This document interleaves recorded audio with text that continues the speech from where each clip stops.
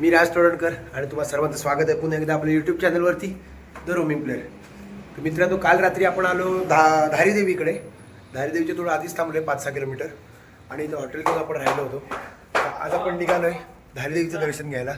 आत्ता वाजले सकाळी 11:30. आता आपण निघालो धारीदेवीचं दर्शन घेणार. काही घाई नाही आपल्याला आजला. धारीदेवीचं दर्शन घेऊन परत रूमवर येणार, थोडं रेस्ट करणार आणि संध्याकाळी परत रुद्रप्रयागवरती जाणार. रुद्रप्रयागवरती आजला गंगा आरती होणार आहे. संध्याकाळची असते 6:30-7चा टायमिंग आहे. तर त्या आरतीला जाणार आणि तिथून मग लगेच 2 तास ट्रॅव्हलिंग करून सोनप्रयागला जाणार आणि तिथून डायरेक्ट केदारनाथच्या बेसला जाऊन डायरेक्ट राहणार आणि उद्या सकाळी आपण केदारनाथचा ट्रेक सुरू करणार आहे. तर आत्ता निघतोय. दीपेश फक्त यायचं, मी प्रतीक आणि मोन्या तिघे पण आलो आहे खाली. फक्त दीपेश यायचं आहे. दीपेश आला की मग लगेच निघणार. तर मित्रांनो, कालचा जो आपण आलेला व्लॉग आहे तो तुम्ही नक्कीच बघतच असाल आणि त्याला तुम्ही तुमच्या छानशा अशा कमेंट बॉक्स पूर्ण भरून टाका आणि जे कोणी आपल्या चॅनलवरती नवीन असेल त्यांनी आपल्या चॅनलला सबस्क्राईब नक्की करा आणि ज्यांना हे केदारनाथचे व्लॉग्स आवडत आहेत त्यांनी या व्लॉग्सला लाईक आणि शेअर नक्की करा. तर चला आता निघूया. तर आता आलो एका कॅफेमध्ये थोडा ब्रेकफास्ट करण्यासाठी आणि अजून एक ब्रेकिंग न्यूज, परत एकदा प्लॅनमध्ये चेंज.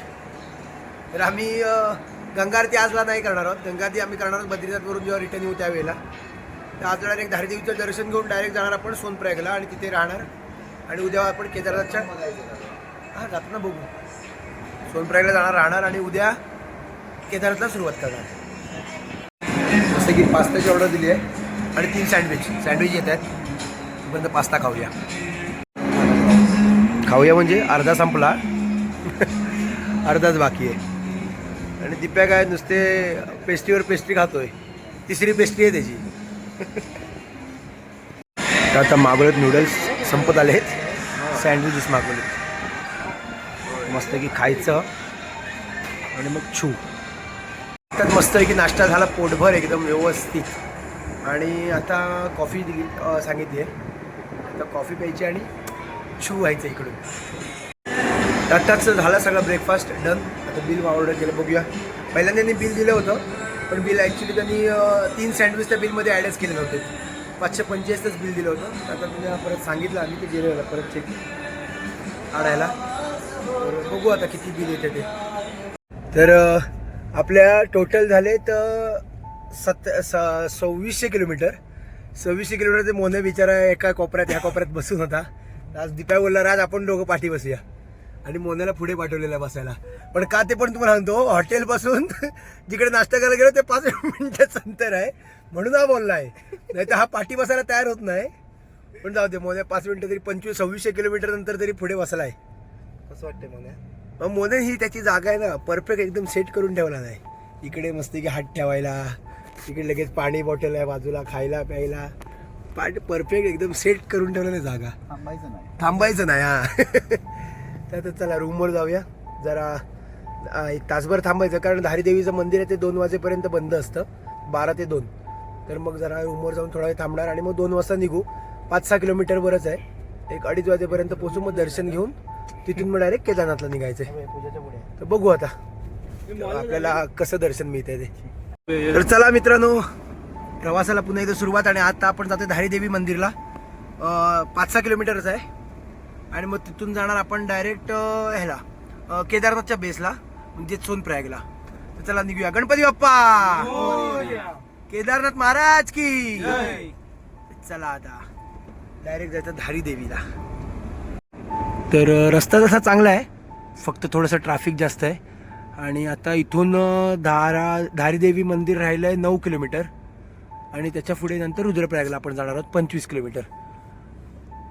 बद्रीनाथ 186, कर्णप्रयाग 58. आपल्याला जायचं धारीदेवी मंदिरला म्हणजे 9 किलोमीटरवर. चला. ही आहे नदी आणि माझ्या मते ह्या नदीमध्येच कदाचित धारीदेवीचं मंदिर सुद्धा आहे. पण ते पुढे अजून इकडून 6 ते 7 किलोमीटर आहे. पण ही नदी ह्या नदीच्या पुढेच आहे कदाचित. I am not sure. आपल्याला बद्रीनाथ कधी करायचं मग काय चालू काम. आणि इथे पुढे टनलचं काम चालू आहे. कदाचित पुढच्या 5-6 वर्षामध्ये इथे ट्रेनसुद्धा होऊ शकते. कदाचित बघूया आता पुढच्या 5-6 वर्षानंतर काय होते ते हे बघा धारी देवीचं मंदिर. आणि आपल्याला अजून पुढे आता चालत जायचंय आणि चालत जाऊ तेव्हा आपण या ब्रिजवरून असं इथे पलीकडे जाऊ. तर चला जाऊया आता. मला आता थोडंसं चालत जायचंय नंतर पायऱ्यांवरून खाली मंदिरामध्ये. आणि इकडे एक यांचा काय वेगळाच रूल आहे की जर तुम्हाला इकडे गाडी पार्क करायची असेल तर त्या इकडे जे देऊ म्हणजे त्यांचं दुकान आहे त्या दुकानवाल्याकडूनच तुम्हाला देवीसाठी ओटी वगैरे जी असेल त्या दुकानवाल्यांकडूनच घ्यायचे तरच ते पार्क करायला देतात रस्त्यावरती, नाहीतर देत नाहीत. काहीतरी वेगळाच नियम आहे इकडचा. पहिली आपण जिकडे गाडी लावली होती तिकडे ती बाई आली भांडायला, हे नाही पाहिजे इथे नाही गाडी लावायची असं तसं हे ते. मग नंतर मग तिथून गाडी आणून पुढे लावली. पुढे पण तोच, जर आमच्याकडून तुम्ही ओटी वगैरे जे काय ते घेतला तरच तुम्हाला तिथे गाडी पार्किंगला देऊ. तर मग त्याच्यामुळे काय आता घेतलं आहे प्रत्येकाने एक ओटी घेतली तिकडे भरायला आणि आता तिथेच मग गाडी पार्क केली आहे 150 रुपये. आणि तिथं आम्हाला 250वाली चेपवत होती, हीच घ्या ही भारी असते असं असतं तसं असतं. आम्ही म्हटलं नको आम्हाला फक्त पाया पडून जायचं आहे. मग 150वाली घेतलेली आहे आणि आता जातोय उतरतोय पूर्ण. आता उतरतोय नंतर येताना चढायचं सगळं. हे असं पूर्ण सगळं उतरत उतरत उतरत जायचं आणि इथे मंदिर आहे खाली.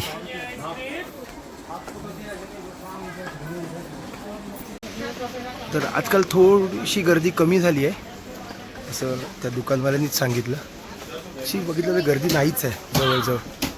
तर पोचतो आता मंदिरात 1-2 मिनटात.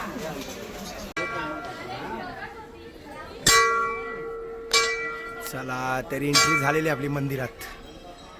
मी मंदिराच्या आता गाभाऱ्यात आहे, तिथून मंदिराच्या आवारात आहे. चालत चालत जायचं आहे. मंदिराच्या आवारातून चढतानाचा व्ह्यू आहे जबरदस्त. चला आता मंदिरात जाऊया. मंदिरामध्ये फोटोज व्हिडिओज वगैरे अलाउड नाही आहेत. तर चला जाऊया मंदिरात. हा मंदिरांचा एंट्रन्स आहे. चला जस्ट दर्शन करून आलो बाहेर आणि मेन म्हणजे अजिबात गर्दी नाही आहे, व्यवस्थित दर्शन होतं. तर आता जाऊया जायचं फोटोज वगैरे काढूया जवळपास.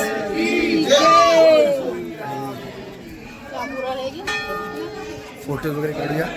तर खाली इंस्टाग्राम हँडल मेन्शन करेन, फोटो वगैरे सगळं तुम्हाला तिकडे बघायला मिळतील. इंस्टाग्राम हँडलला नक्की फॉलो करा. तर चला ते देवळाच्या बाजूच्या नदीवरती आणि हे देऊळ ज्या नदीवरती बसलं आहे ते आहे अलकनंदा नदी, म्हणजे सगळ्यात शांत नदी. तुम्हाला दाखवतो. ही बघा ह्या नदीचा अजिबात आवाज नाही आहे, एकदम शांत नदी आहे, एकदम शांत नदी. तुम्हाला असं बाजूला इथे बसल्यावर वाटणार सुद्धा नाही की आपण नदीच्या जवळपास आहोत. एकदम शांत नदी आहे. आणि जी भागीरथी नदी आहे बाबा बाबा तिचा आवाज तुम्हाला दाखवला अक्षरशः रूमच्या खिडक्या वाजतात असा आवाज आहे. आणि ही अलकनंदा नदी एकदम शांत. आणि या दोन्ही नद्यांचा पुढे संगम होतो देवप्रयागमध्ये आणि तिथे तयार होते आपली गंगा नदी. आणि हा बोटवाला आत्ताच गेलाय, फुल सुसाट चाललाय, फुल सुसाट 80 जातोय.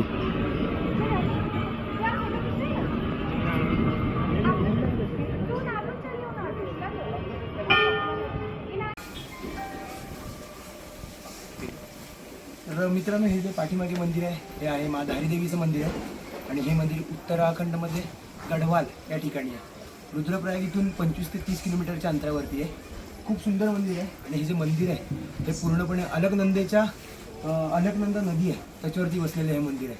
त्या मंदिराची कथा अशी आहे, मुख्य वैशिष्ट्य मंदिराचं असं आहे की ह्या मंदिरामध्ये जी देवी आहे ती दिवसातून 3 वेळा आपलं रूप बदलते. सकाळी एका कन्येच्या स्वरूपात असते, दुपारी एका नवविवाहित बाईसारखी दिसते आणि संध्याकाळच्या वेळेला पूर्ण एक म्हातारी जशी बाई असते त्या बाईप्रमाणे ह्या देवीचं रूप दिसतं. आणि 2013 साली जो केदारनाथमध्ये जो पूर आला होता त्या पुरापाठी या धारीदेवी मातेला जोडलं जातं. असं म्हटलं जातं की या धारीदेवी मातेची त्या प्रकल्पासाठी जागा हलवली होती, मंदिर तोडलं होतं. त्यामुळे संपूर्ण उत्तराखंडमध्ये जो पूर आला होता तो ह्या धारीदेवीच्या याच्यामुळे आला होता, कारण त्याची जागा इथून त्यांनी हलवली होती. तर त्यानंतर सर्वांनी या देवीची माफी वगैरे मागितली आणि त्यानंतर तो प्रलय थोडा शांत झाला होता. तर असं हे धारीदेवीचं मंदिर आहे. तर आत्ताच मंदिराचं दर्शन घेऊन जसं वरती येत होतो तसे आपल्याला 2 मित्र भेटलेत. हे दादा आहेत मलकापूरचे आणि हे आहेत दादा मलकापूरचे आणि ते येल्लो टी शर्टवाले दादा आहेत ते आहेत कोल्हापूरचे. आपण तिथे थांबलेले असताना ते आपल्यासाठी थांबून होते कारण त्यांनी मराठी भाषा ऐकली म्हणून ते थांबून होते. त्यानंतर मग आपली ओळख झाली. ते सुद्धा आज केदारनाथला जात आहेत. ते सुद्धा ट्रेक उद्या सुरू करणार. आपण सुद्धा ट्रेक उद्या सकाळीच सुरू करणार आहोत. धारी देवीच्या मंदिरा इथे दर्शनाला आलो होतो आणि इथे खूप मराठी लोक भेटतात. आता काका एक भेटले होते ते नाशिकचे होते. ते संपूर्ण फॅमिली घेऊन आले होते. त्याच्या आधी सुद्धा एक भेटले ते मुंबई कल्याणचे होते. आता दादा ते भेटले ते कोल्हापूरचे होते. तर असे खूप जण आहेत मराठी लोक आहेत जे भेटत आहेत आणि अशी बरीचशी आहे ती इथून केदारनाथला आता डायरेक्ट जाणार आहेत. तर त्यांच्यापैकी एकच आपण सुद्धा आहोत आणि आमचा पाठचा गडी फुगला आहे. तर चला आता गाडीत बसलो आता डायरेक्ट केदारनाथ. चला केदारनाथला. हे बघा ही इथे जागा आहे आणि ॲक्च्युअलमध्ये इथे बोर्ड लावलेले आहेत की फोटो काढायचा नाही आहे. फोटो काढला इथे खाली जाऊन तर 10,000 रुपयाचा फाईन आहे. 10,000 रुपयाचा फाईन आहे. तरी पण लोक जातात खाली आणि फोटो काढतात. शेवटी ते कसं आहे लोकांच्या एक सेफ्टी हेतूनच केलेलं आहे कारण नदीला कधीही अचानक पूर वगैरे येऊ शकतो. लोक काय ऐकायचं नाव घेत नाही आहेत आणि खाली जाऊन फोटो वगैरे काढतात आणि नंतर काय झालं की मग ह्याने असं केलं ह्याने ते नाही केलं त्याने हे नाही केलं हे चालू असतं. म्हणून आम्ही कधीही अशा रिस्की ठिकाणी जात नाही. नियमांचं पालन करणे सगळ्यात महत्त्वाचं आहे. तुम्हाला सांगतो हायवेला येताना सुद्धा आम्हाला एक्सप्रेस वेला 120चं लिमिट होतं पण आमची गाडी 110 काय 100च्या पण पुढे गेली नाही. 100चा आम्ही क्रूज कंट्रोल लावून व्यवस्थित चालत होतो. नियमांचं पालन करणं खूप गरजेचं आहे. तर आता आपण धारीदेवीच्या इथून सरळ आलो. सरळ पुढे आल्यावरती 2 रस्ते जातात. लेफ्टचा रस्ता तो केदारनाथला आणि राईटचा रस्ता तो बद्रीनाथला. आता आपण लेफ्ट घेतलाय आणि आपण चाललोय आपल्या सगळ्यात मेन ठिकाणी म्हणजेच कुठे केदारनाथ. केदारनाथ जाम एक्साइटेड आहे की कधी एकदा पोहोचतोय म्हणजे उतरून डायरेक्ट धावायलाच सुरुवात करणार आहे. काय मध्ये थांबायचंच नाही डायरेक्ट धावणार बाबा. कधी एकदा ते केदारनाथचं मंदिर दिसते असं झालंय. तर 2 दिवस आपण कणीस खात होतो. दोन्ही दिवस आपल्याला काय सांगू. तर आता 3ऱ्या ठिकाणी आलो परत एकदा कणीस खायला. मोन्या 2 दिवसाचा कणीसाचा एक्सपिरियन्स प्रतीक तुझा. पण तरी पण आता 3ऱ्या ठिकाणी येऊन थांबलोय. तिसऱ्यांदा बोज्जा करायचा आहे म्हणून थांबलोय. पण दिप्याने हात जोडला नाहीत. दिप्याने हात जोडला नाहीत. दिप्या म्हणतो मी खाणार नाही गच खाणार आहे. मस्तपैकी 3 कणीस कडक कडकडी. आम्ही हार मानणारच नाही. मस्तपैकी रेटवूया आता. तर मित्रांनो तिकडे आपण खायला थांबलोय. मस्त स्पॉट आहे आणि आपण आता थांबलोय रुद्रप्रयागला. ही आहे संपूर्ण रुद्रप्रयाग सिटी आहे मस्त.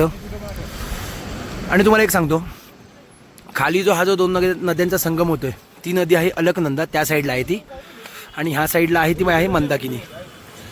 या दोन्ही नद्यांचा इथे संगम होतो रुद्रप्रयागला.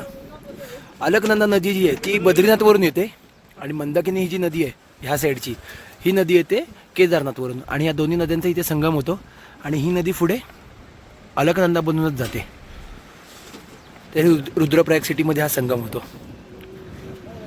आत्ताच रुद्रप्रयागवरून निघालो. पुढे आता जाणार आहे डायरेक्ट सोनप्रयागला. 2.5 तासाचं ट्रॅव्हलिंग आहे पण भरपूर गाड्या जातात सोनप्रयागला कारण रात्री बरेचसे लोक जाऊन राहतात आणि सकाळी लवकर ट्रेक चालू करतात. पण तुम्हाला माहिती आहे आपलं प्लॅनिंग जरा वेगळंच असतं. आता बघूया आपला ट्रेक कधी चालू होते तो. हा तर आता बघू किती राहिले. सोनप्रयाग राहिले 66 किलोमीटर. चला चला केदारनाथच्या अजून 1 पाऊल जवळ. मग 66 मग 65 मग 64 असं जवळजवळ जायचं. चला. आणि आपल्या समोर MH गाडी आहे. MH23 शिवसेना जिल्हा प्रमुख. आणि हे साइडचे व्ह्यूज क्या ही बोलो व्ह्यूज के बारे में भाई.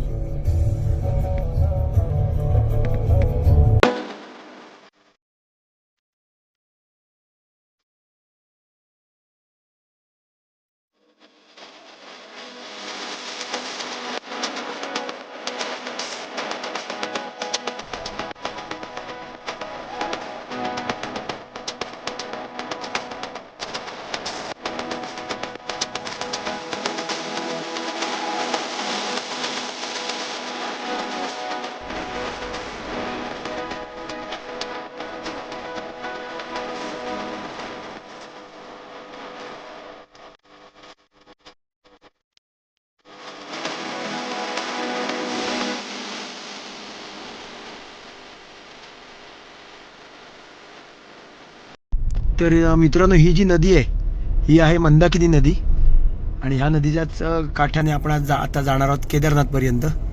आणि ह्या नदीचा जो उगम आहे हा केदारनाथवरूनच होतो, अशी ही मंदाकिनी नदी आहे. आणि आता केदारनाथ राहिलंय 75 किलोमीटर. केदारनाथ 75. चला चला पटकन कपडे करून डायरेक्ट धावतच जातो बघा वर. मला तयार आहे धावायला 100%. हा वाज वाज वाज. इथे मध्येच थांबलो होतो जरासं स्ट्रेचिंग वगैरे करायला. तर तुम्हाला दाखवतोय बघा, ही जी आहे मंदाकिनी नदी आहे आणि या नदीच्या बाजूनेच आपण अजून पण चालतोय आणि इथे खाली स्नान करतात सगळे लोक. तर मित्रांनो, हा जो दादा आहे हा पूर्ण 4 धाम यात्रा करतोय, मथुरा, वृंदावन, केदारनाथ, वैष्णोदेवी, अमरनाथ. आणि हा पूर्ण जी यात्रा आहे हा त्या गाडी ओढत ओढत त्याच्यावरती झोपून पूर्ण यात्रा करतोय. 15 मे 2025 ला त्यांनी यात्रा सुरू केली. 1 वर्ष झाले त्याला ही यात्रा करून. तर मित्रांनो, आता एका दादाला आपण भेटायला जातोय. तो आहे वैष्णोदेवी, केदारनाथ, वृंदावन ह्या यात्रा तो त्याची स्वतःची छोटीशी गाडी आहे आणि तो पूर्ण यात्रा ही झोपतच करतो. ते आता कोल्हापूरवाले दादा गेले. तो पूर्ण यात्रा जी आहे स्वतःची झोपतच करतोय, पूर्ण लोटांगण घालतच करतोय तो दादा आहे. तर त्याला आता आपण भेटायला, ती गाडी आपण पुढे पार्क केली आणि त्याला आपण भेटायला आलोय. नाही बघा, हे ते दादा आहेत आणि ही त्यांची अशी संपूर्ण गाडी आहे. केदार के बाद फिर बद्री वैष्णो देवी. आप वैष्णो देवी जाओगे यहाँ से? अभी लगभग 2 साल और लगेंगे. 2 साल लगेंगे. जबरदस्त जबरदस्त. 2028 में पूर्ण होंगे. 2025 मे 15 15 मई 2025 मे 2025 ला यांनी यात्रा चालू केली आहे. भोपाल मध्य प्रदेश. एक आज हो गया 1 साल 1 महीना 14 दिन. जबरदस्त जबरदस्त. ते आता आपल्याला दिसले रस्त्यामध्ये. सुबह करेंगे. आज कितना किलोमीटर हो गया भैया? 3 किलोमीटर. तो हर रोज का कितना होता है? कोई 3 3.5 किलोमीटर. 350 ऊपर नहीं जा पा रहे 3.5 से ऊपर नहीं जाते. और कल परसों तो चढ़ाई लग रही है आगे से. बराबर, तो और कम हो जाएगा. मतलब एक दिन में 1.5 से 2 किलोमीटर 2 से ऊपर नहीं जा पाएंगे. बराबर. नुसती चालत नाही, साष्टांग घालत. हां, पूर्ण साष्टांग नमस्कार घालत ते चालतायत आणि त्याबरोबर ही गाडीसुद्धा घेऊन चालतायत. सलाम आहे का दादांना. या दादांचं नाव आहे, इंस्टाग्रामला तुम्ही बाबा व्लॉगर असं सर्च करा, बाबा व्लॉगर. त्यांची जो आय डी मी खाली मेन्शन करेन, त्या आय डीला तुम्ही नक्की बघा. ते आम्हाला आता इथे भेटले. म्हणजे केदारनाथला येताना इथे एक नवीन नवीन गोष्टी तुम्हाला अनुभवायला मिळतील. ज्या गोष्टी फक्त तुम्ही मोबाईल, तुमचं लॅपटॉप त्याच्यावरतीच फक्त बघताय, तर तुम्हाला रिअलमध्ये सुद्धा इथे बघायला मिळतील. जाम भारी वाटलं. पण 1 वर्ष 1 महिना 14 दिवस त्या दादाला झालेत ही परिक्रमा सुरू ठेवून. पण बाबा सेल्यूट आहे त्यांना. रोजचं त्यांचं 3 किलोमीटरपर्यंत होतं दंडवत प्रणाम करत, पण आता म्हणतात ते उद्यापासून चढावं लागेल, त्यामुळे फक्त कमी होईल, 1-1.5 किलोमीटर वगैरे. पण 1.5 किलोमीटरसुद्धा दंडवत प्रणाम घालत चालणं, बस सेल्यूट आहे, सेल्यूट. मित्रांनो, आत्ता जे आपल्याला दादा भेटले होते, बाबा व्लॉगर असं त्यांचं इन्स्टा आय डी आहे. पण त्यांनी हा जो असं दंडवत प्रणाम घालत जी सुरुवात केली आहे यात्रेला, पण म्हणजे ती यात्रा तर म्हणजे आपल्यासारखा एखादा माणूस विचारसुद्धा करू शकत नाही त्या यात्रेचा, अशी यात्रा ते करतायत. आणि त्यांनी सांगितलं की अजून त्यांना कमीत कमी 2 ते 2.5 वर्ष जातील संपूर्ण यात्रा पूर्ण करायला. आणि ऑलरेडी त्यांना 1 वर्ष होऊन गेलं. कडक, कमाल. दादांना सेल्यूट आहे खरंच. एवढी म्हणजे नाही, आपल्यापैकी नॉर्मल माणूस ही कोण विचारसुद्धा करू शकत नाही की अशी यात्रा देखील आपण करू शकतो किंवा अशी यात्रा देखील आपल्याकडून होईल.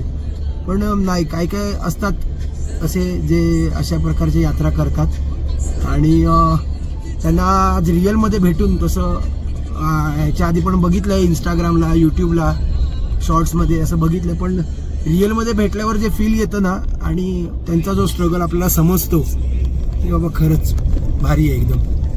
तर डोंगर आणि डोंगरातले रस्ते आणि हे ट्रॅफिक. गेली 10 मिनिटं झाली इकडेच थांबून आहे आम्ही. आणि बाबा बाबा हे बघा किती जवळनं जातोय. बेकार ट्रॅफिक आहे, बेकार ट्रॅफिक आहे. हे उत्तराखंड पोलीसची गाडी आहे.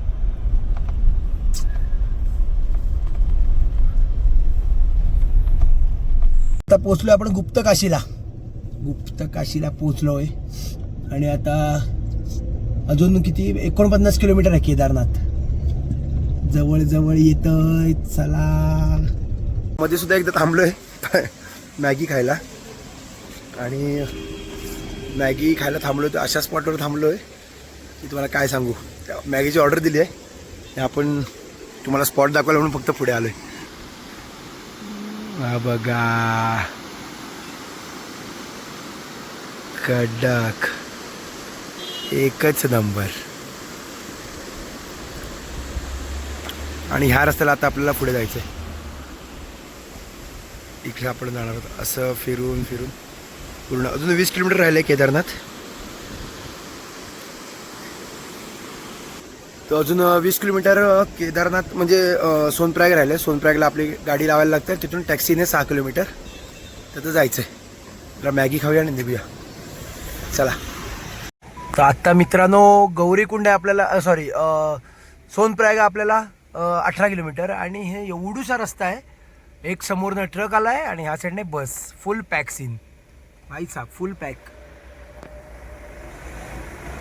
पण इकडचे जे ड्रायव्हर्स आहेत ना यांचं एक स्किल भारी आहे. एवढूशा रस्त्यातून पण ते बरोबर गाडी काढतात, न घासता किंवा न काही करता. जबरदस्त.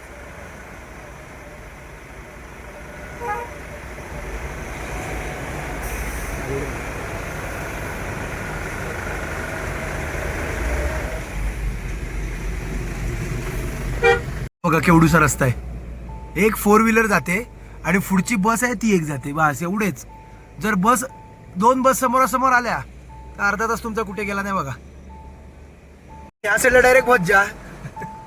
ही दरी आहे. आता सोनप्रयाग 13, गौरीकुंड 19, केदारनाथ 35 किलोमीटर नंतर आपल्याला स्वर्ग पाहायला मिळणार आहे. स्वर्ग 35 किलोमीटर चला फक्त. हा वाच थोडा पुढे म्हणे दिसत नाहीस. पुढे म्हणे आता 35 किलोमीटर राहिलाय केदारनाथ. चलो चलो इप्या दिसत नाही पुढे.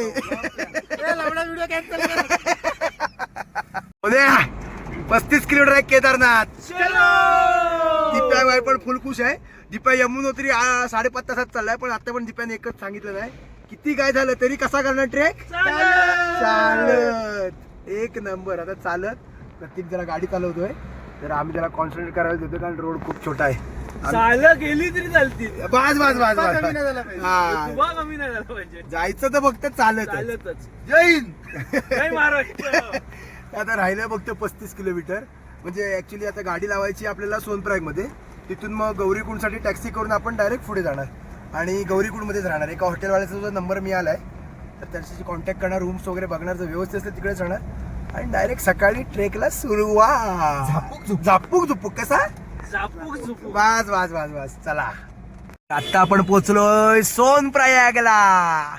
तर आता इकडे मस्त पैकी पार्किंग बघून गाडी लावायची आणि मग जायचं पुढे गौरीकुंडला. चला आता पार्किंग बघूया फक्त कुठे आहे ते. तर मित्रांनो आत्ताच पोचलोय.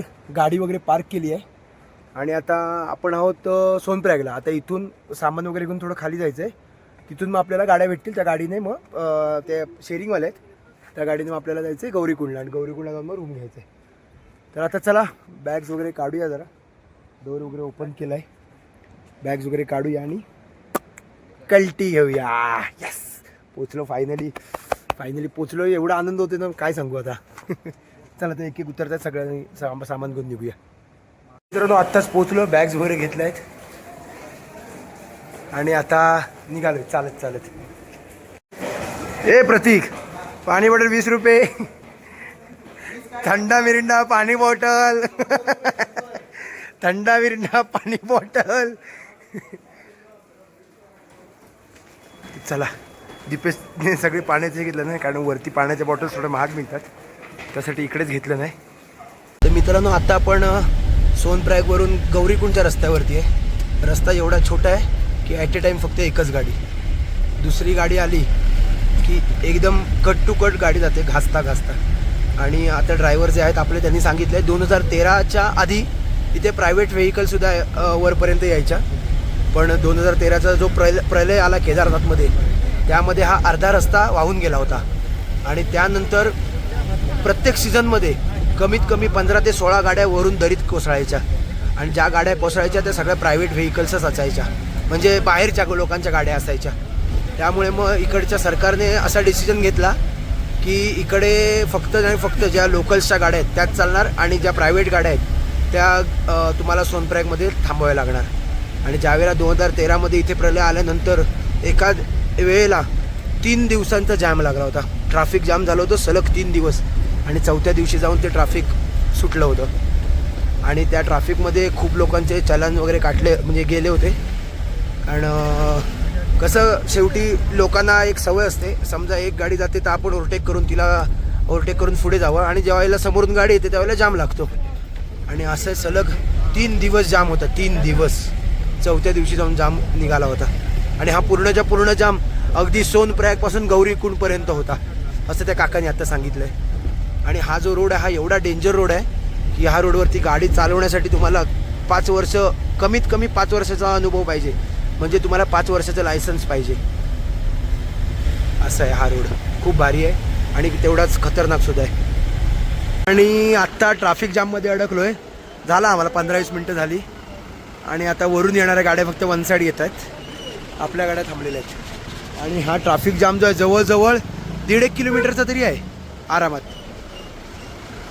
सगळ्या वरच्या गाड्या येतात, याच्यानंतर आपल्या खालच्या गाड्या निघतील. हा बघा, असा ते जे स्क्रीन दिसते स्क्रीनपर्यंत ट्रॅफिक आहे. आणि हे आता वरच्या गाड्या फक्त येत जात आहे. नाही म्हणतोय तो.